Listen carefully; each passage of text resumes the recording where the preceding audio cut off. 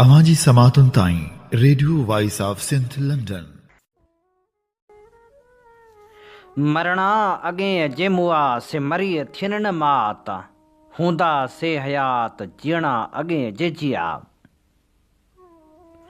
भलारे भिटधणी जे भलारे बैत सां मुंहिंजी आवाज़ मुसाफ़िर radio voice of Sindh London तां थी दुनिया जी कुंड कुर्छ ताईं जंहिंजा माग ॿुधिजे पियो उन्हनि मिड़नी महिरबाननि खे सिक भरियो सलाम शाल क़बूल पवे। 24 मार्च 2026 अंगारे जे ॾींहुं ख़ासि प्रोग्राम खणी आऊं अवांजी ख़िदमत में हाज़िर अवांजो पंहिंजो मेज़बान हबीब लगारी। प्रोग्राम जी शुरूआत में अवां लाइ इहा ई दुआ त शाल जितो जो सुख सलामती सां हुजो, कॾहिं बि ॾुखियो ॾींहुं न ॾिसो ऐं कॾहिं बि अवां जूं मुर्कूं मेरियूं न थियनि। अॼु असीं प्रोग्राम में सिंध जे अज़ीम सिपह सालार शहीद होश मोहम्मद शीदी जी शहादत जे ॾिहाड़े ते खेसि भेटाउनि जा गुलाब आछींदासीं ऐं उन सां गॾोगॾु सिंध जे नामियारे शाइर साईं राशिद मोराई खे संदसि वरसी ते पिणु भेटा पेश कंदासीं। सभ खां अॻु भेटाउनि जा गुलाब आछूं था शहीद होश मोहम्मद शीदी खे। सिंध जो मशहूरु सुरमो ऐं मरसूं मरसूं सिंध न ॾेसूं जो नारो हणंदड़ जनरल होशू शीदी टालपुर दौर में थी गुज़रियो आहे। होशूअ शीदी टालपुर हुकुमरान मीर फ़तेह अली ख़ान टालपुर जो फ़ौजी मक़सद अल आदल सिपाही हो। अहिड़ा अनेक सिपाही ॾखण हिंदुस्तान ऐं दहली हुकूमत में रहिया आहिनि। नामियारे अदीब ग़ुलाम अली आलाना होशूअ शीदीअ जे जनम जो साल 1801 लिखियो आहे, जॾहिं त महर काछेलवी होशू शीदी जो जनम हिकु अंदाज़े मूजिबि 1782 लिखियो आहे। किथे किथे जनम जो साल 1781 पिणु मिले थो। विलियम नेपियर मूजिबि होशू तोबची वारो हुनर फ्रेंच फ़ौजनि खां सिखियो, जेके उन दौर में हिंदुस्तान जे मैसूर ऐं पंजाब सूदो मुख़्तलिफ़ रियासतनि में फ़ौजी तरबियत ॾींदड़ मुखिया यूरोपी लोकनि मां हुआ। होशू शीदी 1811 धारे सिंध जी दरबार में हाज़िर थियो। उन वक़्तु सिंध जो हाकिम मीर फ़तेह अली ख़ान टालपुर हो। होशू खे मीर फ़तेह अली टालपुर जे पुटु मीर सूबेदार अली ऐं ॿियनि जो फ़ौजी मश्क़नि में उस्तादु कयो वियो। विलियम नेपियर पंहिंजे किताब फ़तेह सिंध में होशू शीदी जो ज़िक्र कंदे लिखे थो, होशू असल में फ्रेंच सिपह सालार नेपोलियन जी फ़ौज जो सिपाही हो। उते मिस्र में रही अंग्रेज़नि जी फ़ौज सां विढ़ियो। तोप खाने जी महारत फ़्रांसीसियुनि खां हासिलु कयाईं। मिस्र खां पोइ मस्कत आयो। जॾहिं सिंध जे अमीरनि मस्कत जे अमीरनि खां तोपूं घुरायूं, तॾहिं होश मोहम्मद शीदी बि उन्हनि सां गॾिजी हिते आयो ऐं हुन सिंध खे हमेशह लाइ पंहिंजो वतन बणाए छॾियो। होशूअ शीदी मीर सूबेदार ख़ान जो हम उमिरि हो। रिचर्ड बर्टन मूजिबि होशूअ शीदी माउ पारां शीदी ऐं पीउ पारां कंबराणी हो। सिंध जा टालपुर हुकुमरान 1843 में सिंध ते मढ़ियल अंग्रेज़नि जी जंग ते तक़सीम थियल हुआ ऐं म्याणी जी जंग में जॾहिं मीर सूबेदार ख़ान टालपुर अंग्रेज़नि सां मिली भगत करे मीर नसीर ख़ान खे हिन जंग में हाराइण जूं सटूं सटियूं, तॾहिं होश मोहम्मद शीदी हुनखे छॾे मीर नसीर ख़ान जी सरपरस्ती में वञी म्याणी जी जंग में विढ़ियो, पर हुननि उहा जंग अंग्रेज़नि खां हाराई। जंग हाराइण बैदि होशू शीदी मीरपुर ख़ास जे मीर शेरमुंद ख़ान टालपुर वटि आयो, जंहिं हुनजी बहादुरी खे ॾिसी खेसि तोप खाने जो मुहतमम कयो। 24 मार्च 1843 ते अंग्रेज़नि ऐं टालपुरनि विच में हैदराबाद जे ॿाहिरां देह नारेजा में दुबी वारे माग में जंग लॻी, जेका अॻिते हली दुबी वारी जंग तौरु मशहूरु थिए। हिन जंग में होशू शीदी जनरल जा फ़र्ज़ सरंजाम ॾींदे वॾी बहादुरी ऐं अक़लमंदी सां अंग्रेज़ फ़ौज जो मुक़ाबिलो कयो। दुबी जी लड़ाई में अंग्रेज़ फ़ौज जे हर अवल दस्ते जो सरबराह जॉन जैकब हो। जॾहिं जंग बाक़ाइदे शुरू थी त सिंधी फ़ौज तमामु बहादुरी ऐं सोरियाब सां विढ़ी। नवाब ख़ान महमूद ठोड़े जी गद्दारी सबबि नेपियर बारूद खे बाहि ॾिनी, जंहिं सबबि होश मोहम्मद शीदीअ जे लश्कर वटि बारूद ख़तमु थी वियो। पर पोइ बि जनरल होश मोहम्मद शीदी पंहिंजी फ़ौजी महारत जो भरपूर मुज़ाहिरो कंदे आख़िरी दम ताईं सिंधी फ़ौज जो हौसलो हिमत ऐं जज़्बो वधाइण ख़ातिर विढ़ंदो रहियो। आख़िर में हुन जॾहिं का बि वाह न ॾिठी त चेल सां ॿधल तलवार कढी विहण शुरू कयाईं। उन जंग में लॻायल संदसि नारो मरसूं मरसूं सिंध न ॾिसूं अॼु ताईं हाकारो ऐं कारगर आहे। होशमंद शीदी उन जंग में अंग्रेज़ सिपाहियुनि जे गोलियुनि में शहीद थी वियो। खेसि फ़ौजी एज़ाज़ सां दफ़नायो वियो। होशमंद शीदी जी आख़िरी आरामगाह बाबति मुख़्तलिफ़ राय आहिनि। हिकिड़नि जी राय आहे त खेसि पके किले में दफ़न कयो वियो, जॾहिं त ॿियनि जी राय आहे त होशो शीदी जी क़बर दुबी वारे जंग जे मैदान में आहे। विलियम नेपियर लिखे थो त होशो शीदी दिलि तोड़े दिमाग़ ॿिन्ही जो बहादुर हो। उहो बहादुर इंसान मीरनि जो ग़ुलाम हूंदे ॿियनि मीरनि जे सिपाह सां गॾिजी गज़ब ऐं दहशत सां एसि ताईं विढ़ंदो रहियो जेसि ताईं अंग्रेज़ जी 22 नंबर रेजिमेंट जे संगीननि सां मारिजी न वियो। होशो शीदी पंहिंजे पुठियां करीम दाद नाले हिकु पुट जो औलाद छॾियो। डॉक्टर नबी बख्श बलोच लिखे थो त होशमंद शीदी जे पुट करीम दाद खे हिकु पुटु मोहम्मद बचियल हो, जंहिंखे ॿिनि पुटनि होश मोहम्मद ऐं इमाम बख्श नाले औलाद थियो। हुन जे तड़ पोटे हुसैन बख्श उर्फ़ आस्ती हसनू सां 1985 में मिलियो, जेके टंडे ठोड़े में रिहाइश पज़ीर आहिनि। होशमंद शीदी जी शख़्सियत ते मंसूर कादर जुणेजी जो किताब जनरल शीदी होशमंद शीदी उर्दू में मोहम्मद हनीफ़ महर काछलवी जो किताब शहीद सिंध जनरल शीदी ऐं नसीर एजाज जो उर्दू में जनरल शीदी शाया थियल आहिनि। अज़ीम रूह अब्दी हैसियत रखंदड़ हूंदा आहिनि। होशमंद शीदी कल्ह अॼु ऐं सुभाणे बि सिंध वासियुनि लाइ क़ौमी सुरह जी आला ऐं उत्तम अलामत हो, आहे ऐं रहंदो। संदसि यादि में हैदराबाद में थधी सड़क ते शहबाज़ बिल्डिंग भरिसां हिकु फ्लाई ओवर पुल मनसूब कई वई आहे ऐं संदसि यादगार हैदराबाद में गोल बिल्डिंग वटि नसब थियल आहे। अवांजी समातुनि ताईं radio voice of Sindh London. हीअं ॿुधी रहिया आहियो radio voice of Sindh London. Sindh जे अज़ीम सिपाह सालार शहीद होश मोहम्मद शीदी जी शहादत जे ॾिहाड़े ऐं नाम्यारे शाइर साईं राशिद मोराईअ जी वरसीअ जे मौक़े ते ख़ासि प्रोग्राम पेश कयो पियो वञे। हिन ख़ासि प्रोग्राम सां अवांजो पंहिंजो मेज़बान आहियां हबीब लगारी। ॿुधी रहिया आहियो सिंध जो क़ौमी आवाज़ voice of Sindh London. Sindh जो क़ौमी आवाज़ voice of Sindh London web radio ऐं टीवी चैनल जेको गुज़िरियल 13 सालनि खां सिंध सां थींदड़ ज़्यादतियुनि नाइंसाफ़ियुनि ख़िलाफ़ सगारो आवाज़ बणिजी दुनिया जी कुंड कुड़छ में पहुचे थो। सिंध तोड़े दुनिया जे मुल्कनि में सिंधियुनि सां थींदड़ ज़ुल्म ऐं जबर ख़िलाफ़ उथंदड़ आवाज़ खे बेबाकी सां नशर करे थो। वॉइस ऑफ सिंध लंडन कारोबारी न पर क़ौमी जदोजहद जो अहम मोर्चो आहे, जंहिंखे अव्हां जे माली सहकार जी सख़्तु ज़रूरत आहे। उन आवाज़ खे घर घर ऐं शहर शहर पहुचाइण लाइ पंहिंजो क़ौमी फ़र्ज़ु अदा कयो। चैनल जे लिंक खे लाइक ऐं सब्सक्राइब ज़रूरु कयो। बैनर ते ॾिनल फ़ोन नंबर या ईमेल वसीले राब्तो करे सघो था। प्रोग्राम में असीं भेटाउनि जा गुलाब अचे रहिया आहियूं शहीद होश मोहम्मद शीदी खे। नाम्यारे लेखक उस्मान राहुकड़े लिखियो, होशो शीदी सिंध जो अहिड़ो जर्नल हो जहिड़ो वियतनाम जी जंग आज़ादी में जनरल गियाप हो। जनरल गियाप वियतनाम खे आज़ादु कराइण लाइ अमेरिकी फ़ौजनि सां जेका वेढ़ कई खेसि वियतनामियुनि अवामी हीरो कोठियो। हू अॼु बि वियतनाम जो अवामी हीरो आहे ऐं दुनिया खेसि संदसि बहादुरी ते अॼु बि सलाम करे थी। वियतनाम जे गोरिला जथनि जो गोरीलो हो।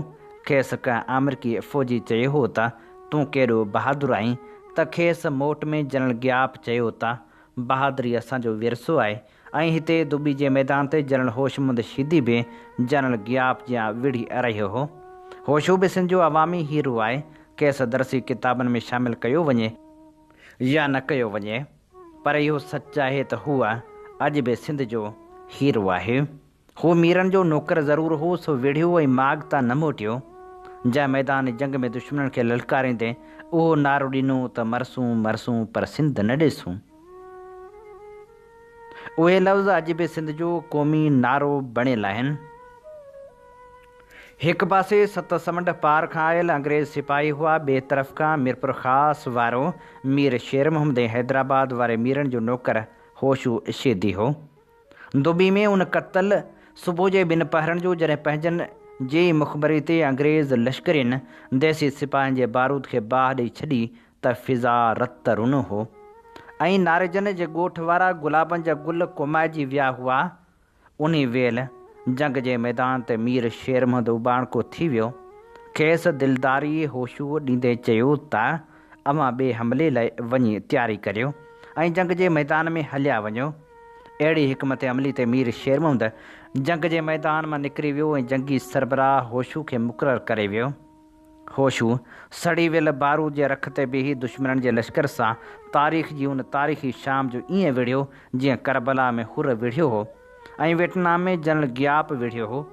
हुन वटि हथियार खुटी विया हुआ ऐं बारूद साड़े रख कयो वियो हो।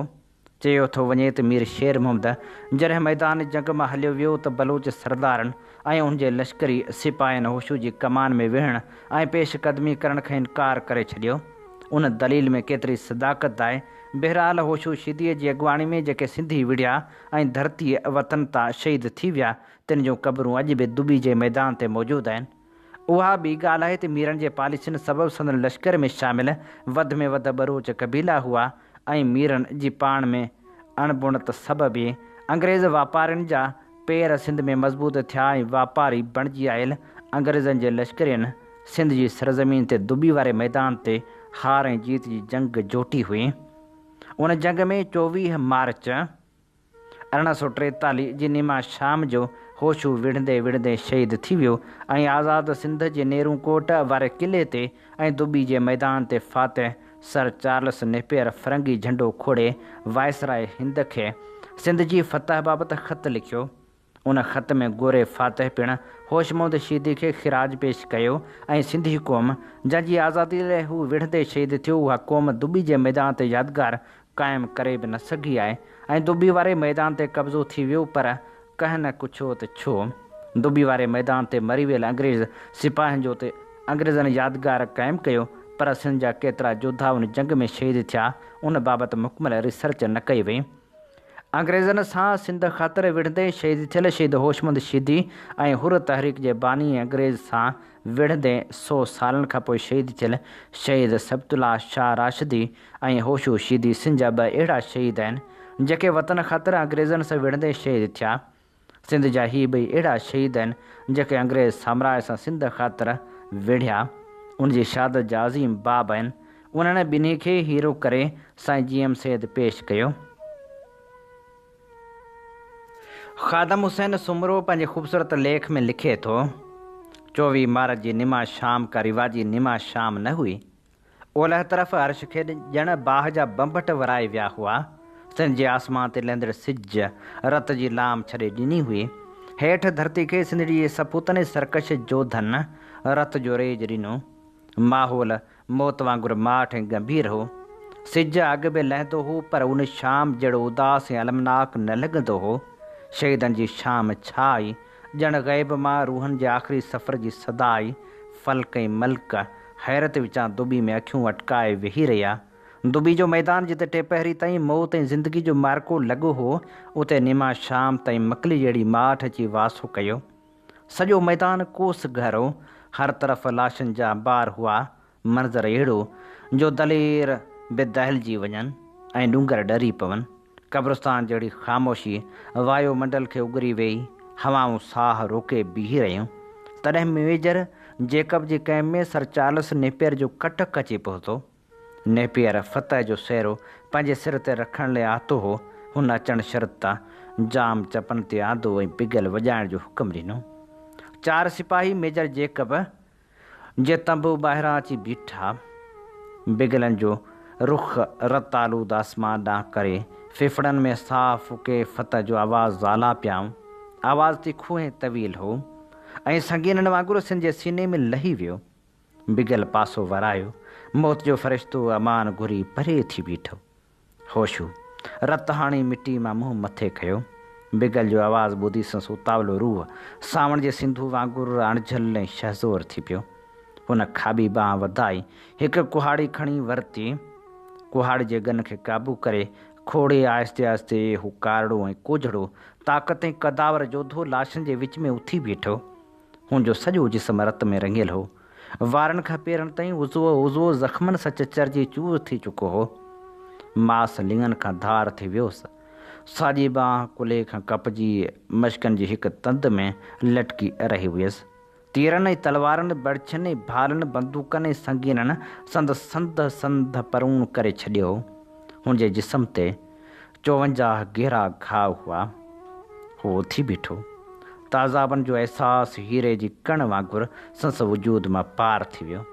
कंध में कुंडे तेर जे हेठां तलवार जो ऊन्हो घाव हुउसि जेको मुश्कनि खे कपींदो मग़ज़ जी ॾोरी ताईं वञी पहुतो हुअसि। हुन आहिस्ते आहिस्ते अखियूं खोलियूं। पींबड़नि में सुकल रत जा ज़रड़ा याकूत जे दाणनि वांगुरु पोतल हुअसि। तकलीफ़ जे करे मग़ज़ फीथे वांगुरु फिरंदो महसूसु थियुसि।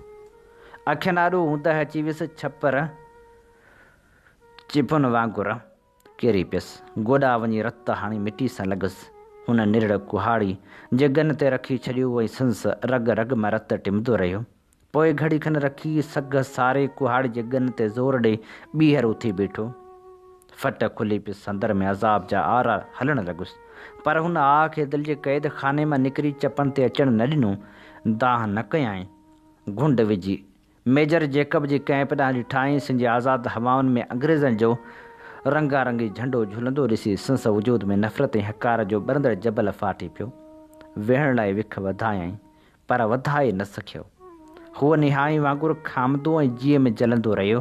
पोइ अकेले सिर जिते संस सोरिया सर्वेच साथी सिंधड़ी त जिंदड़ी कुर्बान करे शहीद थी चुका हुआ, होशू ज़ख़्मी शींहं वांगुरु गजगोड़ करे दुश्मन खे ललकारियो पुकारियो।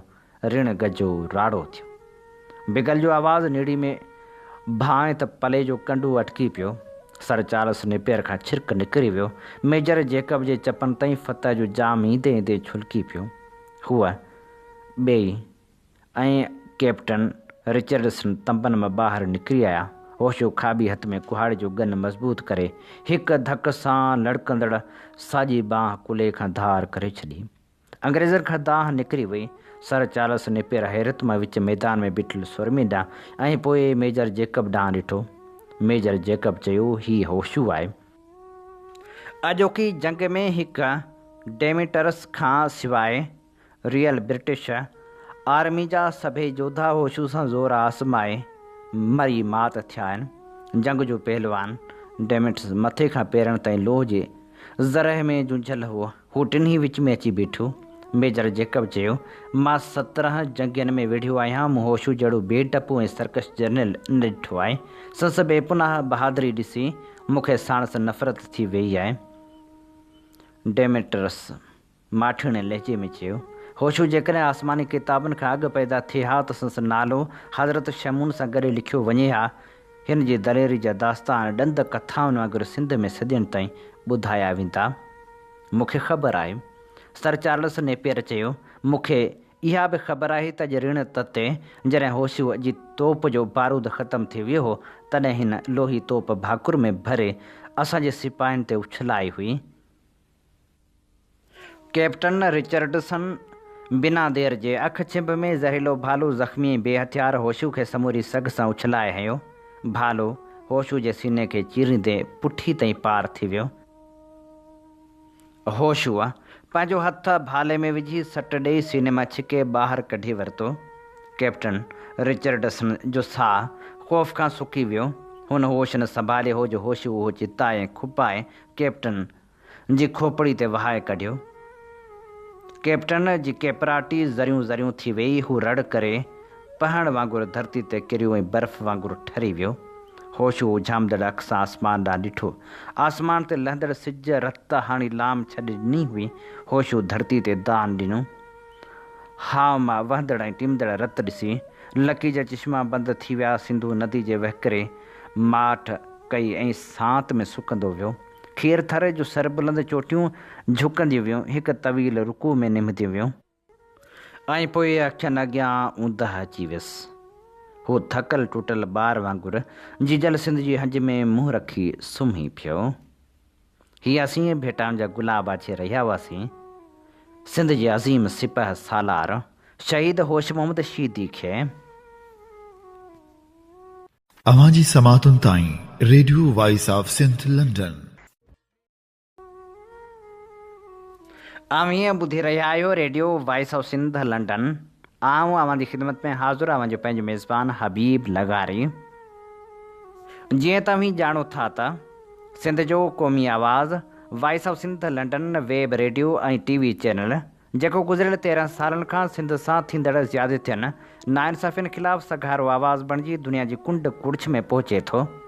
सिंध तोड़े दुनिया जे मुल्कनि में सिंधियुनि सां थींदड़ ज़ुल्म ऐं जबर ख़िलाफ़ु उथंदड़ आवाज़ खे बेबाकी सां नशर करे थो। वॉइस ऑफ सिंध लंडन कारोबारी न पर क़ौमी जदोजहद जो अहम मोर्चो आहे जंहिंखे अवां जे माली सहकार जी सख़्तु ज़रूरत आहे। उन आवाज़ खे घर घर ऐं शहर शहर पहुचाइण लाइ पंहिंजो क़ौमी फ़र्ज़ु अदा कयो। चैनल जे लिंक खे लाइक ऐं सब्सक्राइब ज़रूरु कयो। बैनर ते ॾिनल फ़ोन या ईमेल ते राब्तो करे सघो था। अॼु सिंध जे नामियारे इनकलाबी शाइर साईं राशिद मोराई जी वरसी जो ॾिहाड़ो आहे। खेसि भेटा पेश करण लाइ असीं जिते मुख़्तलिफ़ लिखणियूं ऐं तारुफ़ पेश कंदासीं उते संदसि शाइरी पिणु अवां जी ख़िदमत में पेश कंदासीं। साईं राशिद मोराई जो मुकमिल नालो सैयद राशिद अली शाह हो। राशिद मोराई 5 मार्च 1944 ते जूणाए तालके मोरे ज़िले नुशहरे फ़िरोज़ में सईद अली शाह ख़ादम जे घर में जनमु वरितो। पाण उस्ताद जी ट्रेनिंग 1965 ऐं 66 में ट्रेनिंग कॉलेज सकरंड मां हासिल कई। जॾहिं त MA सिंधी अदब में 1988 में शाह अब्दुल लतीफ़ यूनिवर्सिटी खैरपुर मां पास कयाऊं। पेशे जे लिहाज़ खां पाण 8 नवंबर 1962 ते तालीम खाते में उस्ताद तौरु भर्ती थिया। राशिद मोराई 1957 खां शाइरी जी शुरूआति कई जॾहिं त 1966 खां डायरी लिखण जी शुरूआति कयाई जेका ज़िंदगी जे आख़िरी घड़ियुनि ताईं लिखंदो रहियो। राशिद मोराई शाइरी करण सां गॾोगॾु इल्मी अदबी सरगर्मियुनि में बि वॾो सरगर्म रहियो।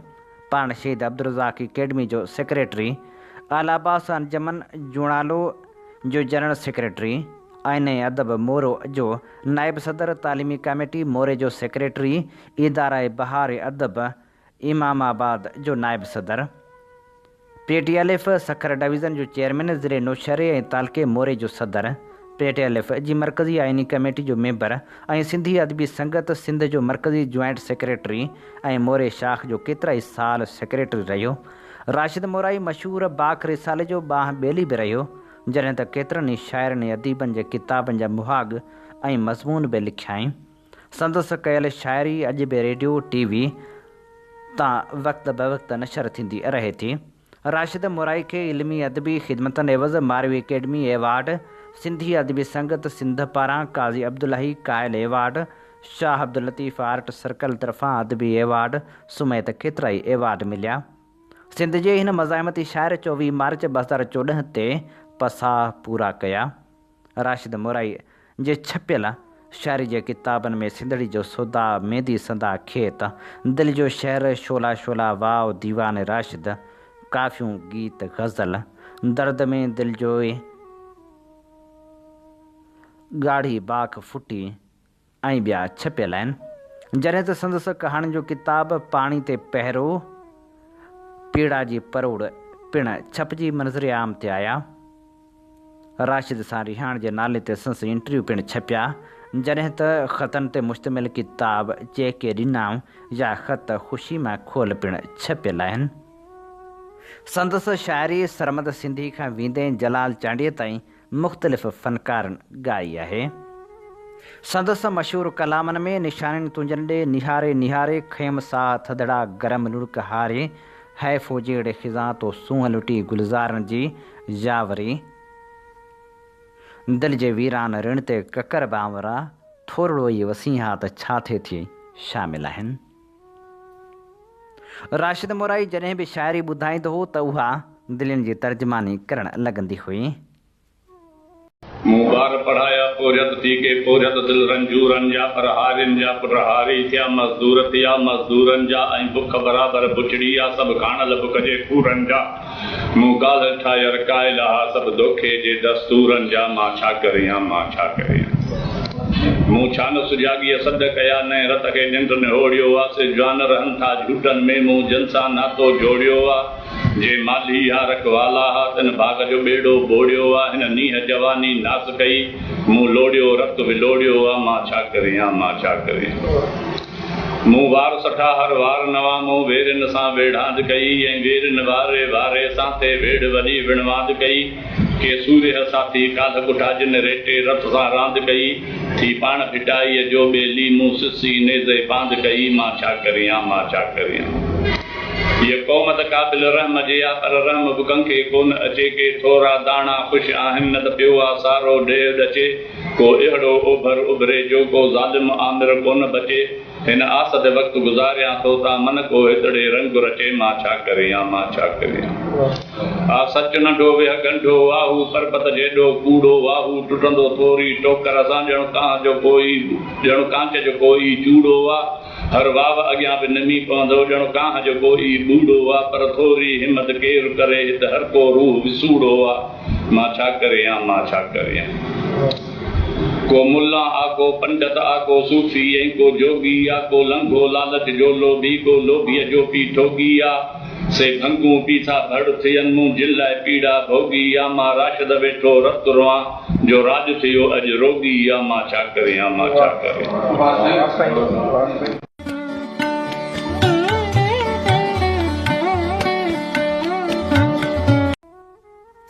आम्ही ॿुधी रहिया आहियो radio voice of Sindh London. अवां जी ख़िदमत में ख़ासि प्रोग्राम पेश करे रहिया आहियूं जंहिंमें असां सिंध जे अज़ीम सिपह सालार शहीद होशमंद शीदी ऐं नामियर शाइर साईं राशिद मोराई खे भेटां जा गुलाब अचे रहिया आहियूं। सिंध जो क़ौमी आवाज़ voice of Sindh London web radio ऐं टीवी चैनल जेको गुज़िरियल 13 सालनि खां सिंध सां थींदड़ ज़्यादतियुनि नाइंसाफ़ियुनि ख़िलाफ़ सगारो आवाज़ बणिजी दुनिया जी कुंड कुड़िछ में पहुचे थो। सिंध तोड़े दुनिया जे मुल्कनि में सिंधियुनि सां थींदड़ ज़ुल्म ऐं जबर ख़िलाफ़ उथंदड़ आवाज़ खे बेबाकी सां नशर करे थो। वॉइस ऑफ सिंध लंडन कारोबारी न पर क़ौमी जदोजहद जो अहम मोर्चो आहे जंहिंखे अव्हां जे माली सहकार जी सख़्तु ज़रूरत आहे। उन आवाज़ खे घर घर ऐं शहर शहर पहुचाइण लाइ पंहिंजो क़ौमी फ़र्ज़ अदा कयो। चैनल जे लिंक खे लाइक ऐं सब्सक्राइब ज़रूरु कयो। बैनर ते ॾिनल फ़ोन या ईमेल ते राब्तो करे सघो था। नामियारे लेखक उमर काज़ी लिखियो उहा जवानी हुई या उन वक़्त जो रंग ऐं ढंग ई अहिड़ो हो पर इहा हक़ीक़त आहे त असां जे अदबी मिज़ाज जी ओसर में सिंधी ॿोलीअ जी उन मज़ाहिमती ऐं रुमानवी शाइरी बि अहम किरदारु अदा कयो जंहिंखां सिंध जो मौजूदा नओं नसल ज़रे घटि महरूम आहे। उहो दौरु टैप ऐं केस्टनि जो हो ऐं असां हैदराबाद में क़ौमी शाइरनि जी आवाज़ में पढ़ियल संदनि गीतनि जो रिकॉर्डिंग वॾी महिनत ऐं जाखोड़ सां हथ कंदा हुआसीं। उन दौर में बि शेख अयाज़ जो नालो असांखे नशो ॾेई छॾींदो हो पर असांखे उहो इब्राहिम मुंशी बि वणंदो हो जेको वॾे सोज़ ऐं सुर सां ॻाईंदो हो त कतियूं कई क़ैद में गुज़रियूं चङो चेटनि में मिलंदासीं सरह पीला झलींदी गुल उन्हनि खेतनि में मिलंदासीं। जेतोणीकि सर्वेच सिजावल जी मज़ाहिमती शाइरी जो मिज़ाज कुझु मुख़्तलिफ़ त हूंदो हो पर पोइ बि उनखे जलसनि में रूबरू ॿुधी हिकु क़िस्म जो मज़ो ईंदो हो पर उस्ताद बुख़ारी जे कलामनि जो सरूर कुझु ॿिए क़िस्म जो हूंदो हो। जॾहिं त क़ौमी जज़्बे ऐं रुमानवी अहसासनि जो संगम राशिद मोराई जे शहरनि में हूंदो हो। उन करे कंहिं बि महफ़िल में जेकॾहिं को सुरीलो माण्हू राशिद जो कोई गीत ॻाईंदो हो त मज़ो अची वेंदो हो।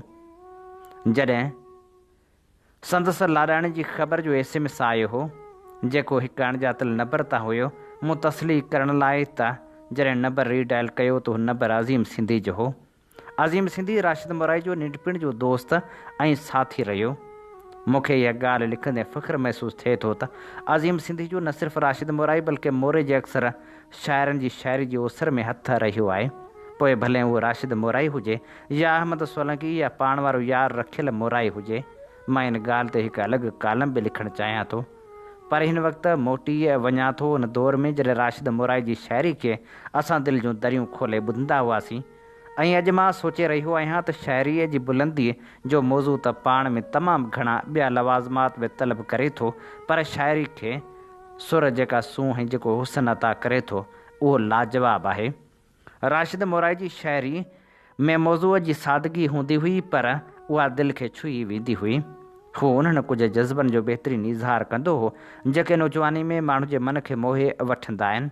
उन ख़ूबी जे करे राशिद मोराई सिंध जे वॾे हिसे खे मुतवजह कयो। हूअ जहिड़ी रीति पंहिंजे सुर में सोज़ ऐं सिक समाए सिंध जी ॻाल्हि कंदो हो ऐं सिंध जे प्यार खे महबूब जे प्यार सां मिलाए वेंदो हो, हुन जी उहा अदबी अदा तमामु ख़ूबसूरत हूंदी हुई। पंहिंजे अहिड़े अंदाज़ सबबु हूअ उन असांखे फैज़ अहमद फैज़ जी शाइरी तरफ़ असांजे अदबी सफ़र जो पंधु सवलो करायो। छो त फैज़ जी शाइरी में बि इनकलाब ऐं इश्क गॾु गॾु हलंदा हुआ, जॾहिं त राशिद मोराई जी शाइरी में सिंध सां मुहबत ऐं महबूब जी यादि जो हिकु अहिड़ो मुतवाज़न मरकब हूंदो हो जेको असांखे उन दौर में तमामु घणो मोहींदो हो। उन करे मां सम्झां थो हुन जहिड़नि शाइरनि जी पंहिंजी सरज़मीन में तमामु घणी अहमियत हुजे थी, छो त हू देस ऐं दिलि जे प्यार जा पहिरीं उस्ताद हूंदा आहिनि। उहे भले असां सां उमिरि जे वॾे हिसे ताईं गॾु न हली सघनि, पर उनजो जेतिरो बि साथ असां सां हूंदो आहे उहो असांजी अदबी ओसर लाइ तमामु ज़रूरी हूंदो आहे।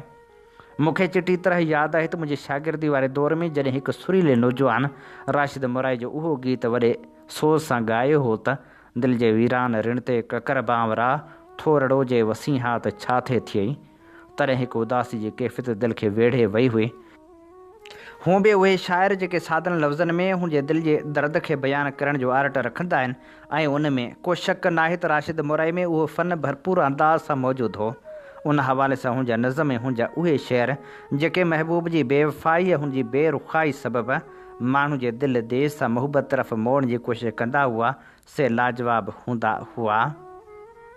हुनजा शेर असांजे अदबी ओसर में तमामु वॾे उत्साह जो कारण हुआ ऐं उन्हनि जी उहा ॾात असांखे जेका लात ॾेई वई उन असां में तमामु घणियूं बहितरियूं पैदा कयूं।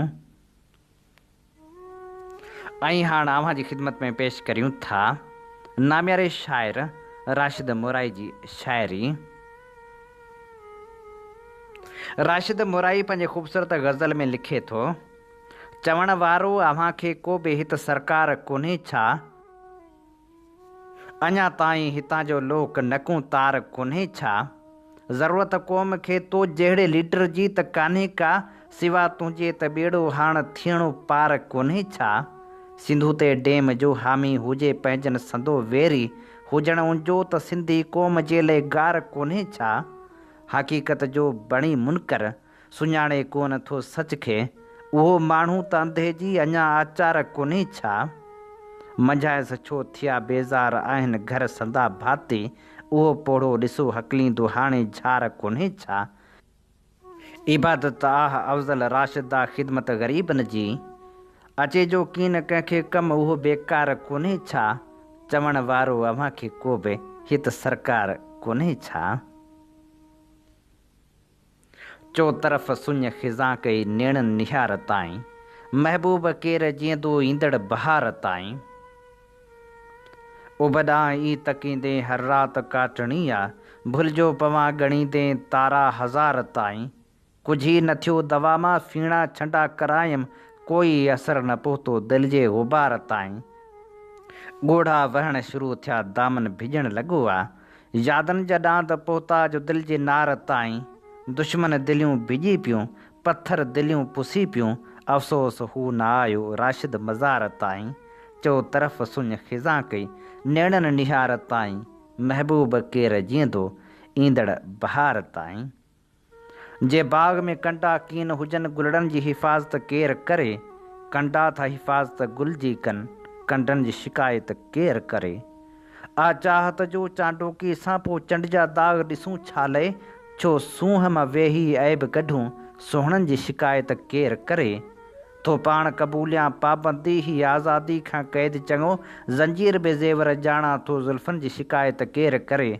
माण्हू त चरे खां छिरकनि था ऐं छुअण बि चीहो सम्झनि था, जे तुंहिंजे सौदाई खे लॻा पथरनि जी शिकायत केरु करे, भरिजी वियो शिकायत जो दफ़्तर या राशिद सुधरी वियो आहे, हुन मोट में मुर्की फ़रमायो चरियनि जी शिकायत केरु करे, दिलि भूं में नई भुलिजी भरती न करे वेहीं ग़लती न करे वेहीं, दिलि भूअं में नई भुलिजी भरती न करे वेहीं ग़लती न करे वेहीं, आ हाम हणण सोखी पर खोट वफ़ा जी या, माण्हू जी दगा खां दिलि कॾहिं न सफ़ा थी आ, बर्बादीअ दिलि जी बस्ती न करे वेहीं ग़लती न करे वेहीं, को ध्यानु रखिजे धारे पंहिंजे ऐं पराए जो, ओगो आ उहो सोन मथां सेण मटाए जो, धारियुनि जे हवाले ही धरती न करे वेहीं, ग़लती न करे वेहीं।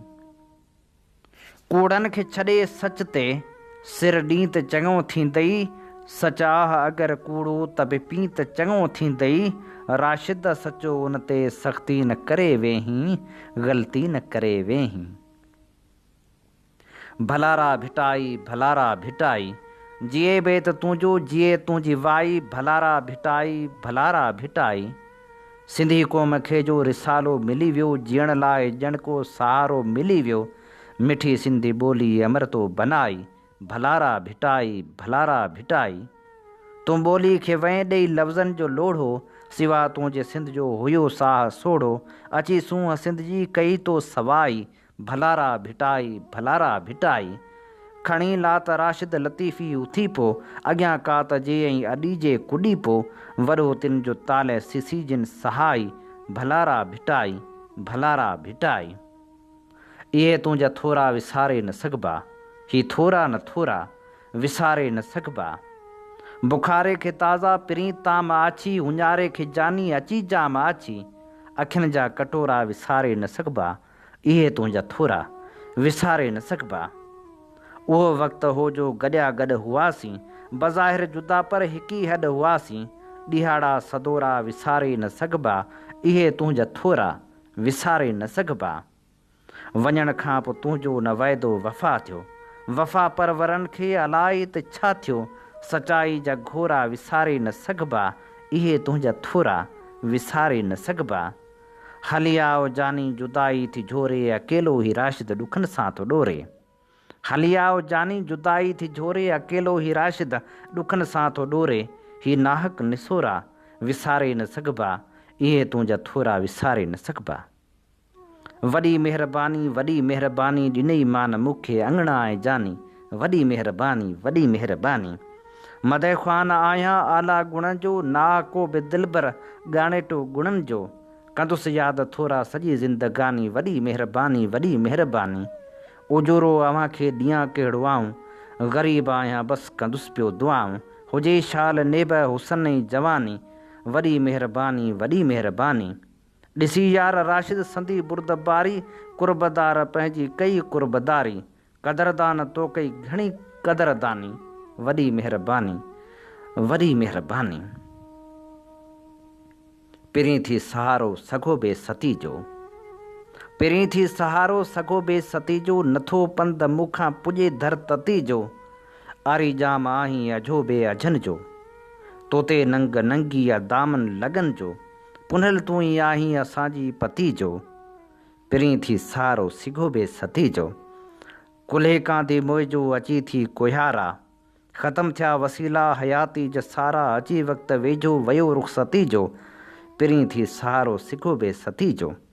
हले पोइ हिमत कर ही गोरनि जो गस आ, ॾिनमि ख़ुदि खे ॾढ पर हलियो कोन वस आ। फ़र्क़ु कोन थियो को बि राशिद रती जो, पिरीं थी सहारो सिघो बे सती जो। नथो पंध मूंखां पुॼे दर तती जो। राशिद मोराई जी ख़ूबसूरत शाइरी सां अॼोके प्रोग्राम जा समूरा रंग हवाउनि में विखरी चुका। पंहिंजे मेज़बान हबीब लगारी खे इन साॻी दुआ सां ॾींदा इजाज़त। वसे भिट तुंहिंजी भलारा सदा, सदा देस परदेस सारा वसन। कॾहिं सींद सिंजी न मेरी थिए, कॾहिं मोड़ कंहिंजा न मुरझाइजनि। अवां जी समातुनि ताईं radio voice of Sindh London.